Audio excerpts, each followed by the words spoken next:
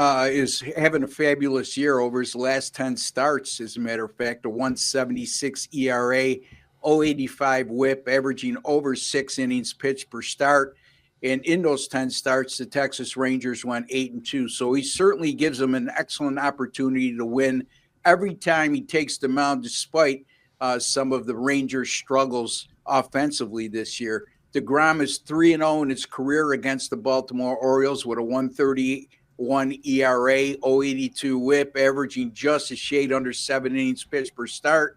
And he's 25-8 in his career road team starts versus teams like the Orioles that are being outscored by 0.5 or greater runs per game. So the Orioles have certainly qualified in that regard. And DeGrom has fared very well in his road starts against teams like the Orioles. Brandon Young makes just his third career start for the Baltimore Orioles. His first two didn't go very well, Andy. 6.23 ERA, a 2.19 whip, and quite frankly, with a 2.19 whip, his ERA, he's lucky it's only 6.23.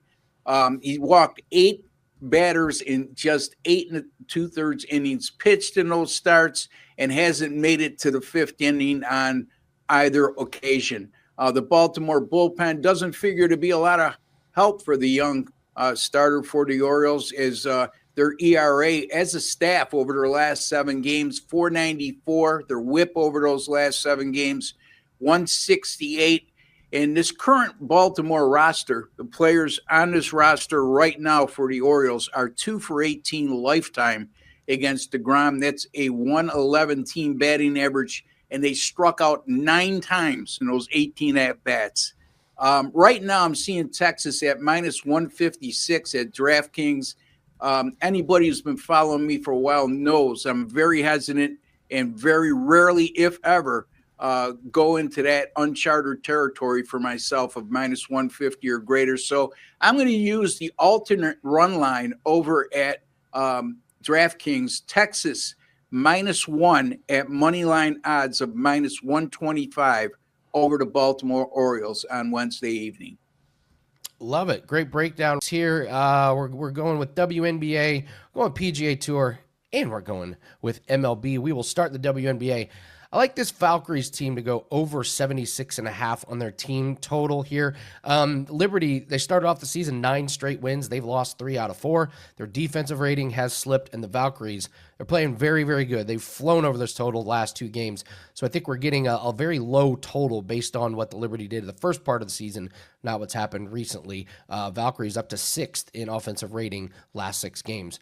PGA Tour, we're going to the Rocket Classic. Harry Hall over Hideki Matsuyama. This is a no-brainer, and Hall's the underdog in this matchup. Hall finished ahead of Matsuyama 3 straight tournaments. The last 30 days, Hall has the 4th best total strokes gained in the field. Matsuyama's putting and driving have been horrific, like me out there hacking away at it bad. So take Harry Hall over Hideki Matsuyama. This one comes from Jimmy Adams. Red Sox at Angels. Angels minus 120. You can read the full write-up at the WagerTalk free picks page. Fitz is pitching for Red Sox. Angels had 3 homers and 6 runs first inning against him.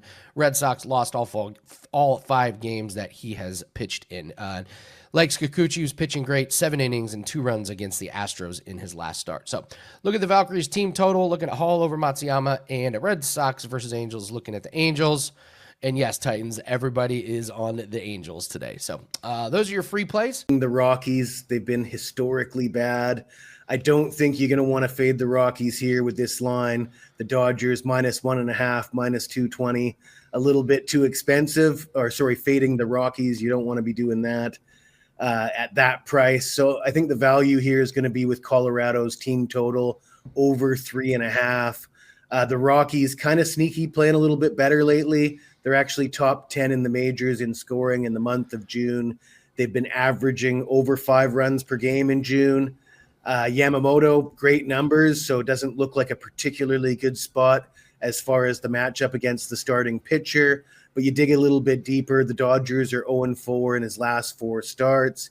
He's given up 8 runs on 13 hits in 11 innings in his last 2 starts. It is Colorado. We saw the Dodgers win 9-7 in game 1. The Rockies did score 4 runs late in that game.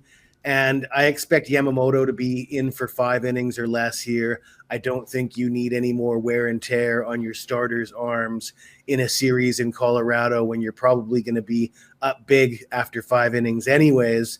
The Dodgers bullpen, though, they ranked 21st in the majors. Team ERA of 4.32 amongst their relievers. So they can certainly be had for a few runs, with Colorado's bats being a little bit hot lately, and that number of 3.5, a little bit juiced, minus 135. But the way Colorado is swinging the bats, the way the weather has been in Colorado, it's been quite warm, hitter-friendly conditions. I like Colorado to go over their team total here. Love it, Rock. Point favorites. It's wild, but it's a lot of points, and I think a lot of people are going to be scared to take that spread. So I actually have a look on the team total, on one of the team totals.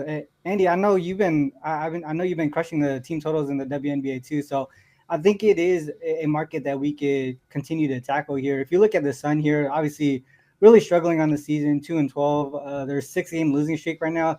This is the second game of a long road trip. I think it's a 4 or 5 game road trip, but second game on the West Coast now. They did lose to the Valkyries by 16. They only scored 63 points without Marina Mabrey, and she's going to be out again. They actually covered 3 straight prior to that game, so they were on a little bit of a streak, but losing Mabrey is a lot of offense that this team really doesn't have to overcome right now. Obviously, they're huge road dogs, right? It moved from 15.5 to 19, like you mentioned. Asia being back for her 3rd straight game, I think that's a big plus for them. Their offense is going to continue to get a little bit better, and then their defense gets a lot better when she's on the court as well. They're coming off of a nice win against the Fever on Sunday. Prior to that, they were 1-5 straight up, 0-6 against the spread. So they were really struggling on both sides of the ball. But this is a really good matchup for them to get back on track here. If you look at the Sun side, they're 1-6 straight out, 5-2 to the under on the road. So they really struggle more so on the road on the offensive side of the ball, because they're 6-1 to their team total under in that situation there. I mentioned how bad the Sun offense is. Well, without Marina Mabrey, it's a lot worse. When she's on the court, 92.1 offensive rating. When she's off the court, 86.4. One of the other things, though, if you want to look at it from a team total perspective, their defense actually gets better. Goes from 112.7 defensive rating to 102.6 when she's off the court. I know from a pace perspective, the Sun are dead last. And this number being at 19.5 is going to inflate the team total for the Aces quite a bit here. So a couple ways to look at this. If you want to look at a team total, Aces team total 89.5 would be the way that I go here. They've only gone over this number 1 time this season. They also have a game tomorrow as well. So they could, even if they have a huge lead at halftime, or if they have a good chunk of points going to the final quarter, they could slow it down here and save some energy for tomorrow's game. Yeah, this team total for this. About when I was first on the show with PFL, Carl Albertson was viciously knocked out by elbows 7 weeks ago, and now he's fighting again. This is what PFL does. They crank these guys out. They put them through such a schedule. Albertson is 1-4 in his last 5 fights. He's been knocked out multiple times. His cardio, if you look at his fights, he doesn't get past the 2nd round. So he looks good in the first, but then it just all falls apart. He's matched up with Rafael Xavier, who fought Simeon Powell to a split decision for his debut in PFL, which is not a small accomplishment by any means. Some people actually thought that he won the fight. The best part I love about this with Xavier, even though he has 8 losses, he's never lost by submission, and he's only been knocked out 1 time. So either Albertson has to pull a rabbit out of his hat and finish him early, or Xavier in the 2nd round is going to be able to get the striking going, fight off the wrestling of Albertson, and we know how that chin is. So give me the chance for Xavier to touch his chin at 166. This line is moving, so if you're going to play it now. I would say he's going to close probably around 215 by Friday. This is one of the themes. And I would say rightfully so in this division. He has the pedigree. He has the competition level advantage over most of the gentlemen in this division. He draws Josh Silveira. Now, Josh Silveira is 14-4. You can chalk up about 4 of those wins to being the luckiest guy to ever set foot in the cage ever. He has wins by guys dislocating their thumbs. He has wins by guys gassing out. He has wins by guys making extreme gaffes in the cage and giving him opportunities. In his last fight, he fights Mike Shipman, who is from the same scene as Fabian Edwards, that European MMA scene. Wins a unanimous decision. I didn't think he was too impressive. What he did do is do what Josh Silveira does, which is hold you up against the cage, use his supposed wrestling to hold and stall. He's not really a chain wrestler. One thing I will say about Josh Silveira is you could hit him with a sledgehammer, and he is not going to fall down. Never finished in any of his losses. In any of his career, he's never been finished. So that mixed with Fabian Edwards, I have to believe that Fabian Edwards is going to have the movement and the sharpness on the feet to land the better strikes, the cleaner strikes. And let's be real. Josh Silveira is the perennial bridesmaid in the PFL. He makes it to the finals, he makes it to the semifinals, and just doesn't find a way to get there to the championship and win the title. This is also Josh's first time fighting high-level opponents at this weight class. He used to fight at light heavyweight. So I think Fabian's going to edge out a decision in this spot. I'm going to go with Edwards. I think you're going to have to parlay him. We're going to wait and see when totals come out. I think the over 2.5 in this fight is a slam dunk parlay piece, if you can find a nice piece to go with it. We'll see what that line is when they come out. Yeah, I'm much more interested. The Baltimore Ravens, they are at 11.5. Dan, they were 12-5 last year. How did they lose to the Raiders and the Browns? Two of those losses make no sense. No sense whatsoever. I'll go first here with this one. Off-season moves. They do get Awuzie for cornerback. They signed DeAndre Hopkins. I'm not sure that's a needle mover. They signed Picard, that big-ass blocking fullback that's nicknamed Pancake Pat. So you know they're running the ball. Yeah, it's a good nickname if you're a fullback. Great nickname.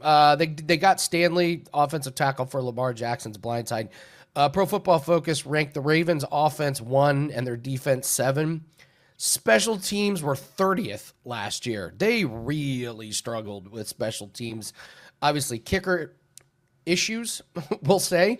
PFF has them ranked as the second best roster coming into this season. So let's go over the schedule here. This is not an easy start to the year. I mean, it's a gauntlet. It's at Bills, then they get the Browns, but then they go home Lions, at Chiefs, Texans, Rams, and then I like this stretch here. You get Bears, at Dolphins. That is a short week, though. But at Vikings, at Browns, Jets. That's a really, really good stretch of winnable games. And then it gets hard. Bengals, Steelers, at Bengals, Patriots, and Packers. I think this line is pretty much where it needs to be. One Lamar injury and this over is smoked. You know every single one of those games that they play with the Bengals is going to come down to like the last possession. The Steelers always play them close. They've got games against Bills, Chiefs. I'm going slightly into the under. A lot has to go right for them to get back to 12 wins. So I'm going to lean under 11.5, but I can't say it's super, super confident. Yeah, I'm right there with you on this one, Andy. And Art kind of underscored just the way that I look at these elite teams. When you come into the year and you're looking at an 11.5 win, it's the same reason why I know that you were bullish on the Eagles. You heard Art likes them to win the division. But as far as the win total is concerned, you're not going to find me playing an over on an 11.5 because just as you astutely said, Lamar Jackson goes down, forget about it. You're not going over an 11.5. And the other thing that I want to point out is there's some stretches on this schedule. Sure, say what you want. Baltimore Ravens are the elite team in the AFC North. I completely agree with that. I don't think you'd find many people to disagree with that. But the Bengals, they'll likely be better this year. And that stretch of where you play the Bengals on a short week after you play the Jets, who the Jets aren't going to be good, but the whole Jets MO this year is going to be beat the shit out of you, right? Like they're just going to try and make games ugly, make games dirty. That's why, they brought in a very aggressive defensive coordinator from the Lions to be their head coach. But you're going to play the Bengals on a short week after playing the Jets. And then you have the Steelers, who AFC North games are always slobber knockers. And then you play the Bengals again. So just that little stretch of AFC North, AFC North, AFC North, is absolutely brutal. And you figure, oh, Aaron Rodgers, the Steelers, this is going to be where they can, stack some wins. They're going to sweep them twice. Like the fact that they finally beat the Steelers twice last year was something that Lamar Jackson really hasn't done. If you look at his record against the Steelers, there was a stretch where the Steelers won 4 straight games against them. There was one loss in there, and then it was another 4 straight games, one of those an overtime win. So really, Lamar Jackson hasn't absolutely dominated this Steelers team or dominated in the division. There are going to be a lot of big favorites. We know what happens with the Baltimore Ravens with favorites. The only way I would lean to this one is under. It feels right. Don't get me wrong. I like the Ravens to be a Super Bowl contender again this year. You figure they finally have to break through, but you will never find me making a case, even for my Eagles, even for a team like the Ravens, even a team like the Bills. Forget it. There's better wagers to make than betting over 11.5 wins on an NFL team before the season and not getting crazy plus money back on it, Andy. Yeah, absolutely. So Dan and I are going to lean to the under on this one, but listen, they could absolutely go over. They have another great season. They could absolutely go over this one. We know they're going to be great, but slight lean to the under, but not nearly as confident as we were yesterday on the Falcons. So, all right, that is going to do it for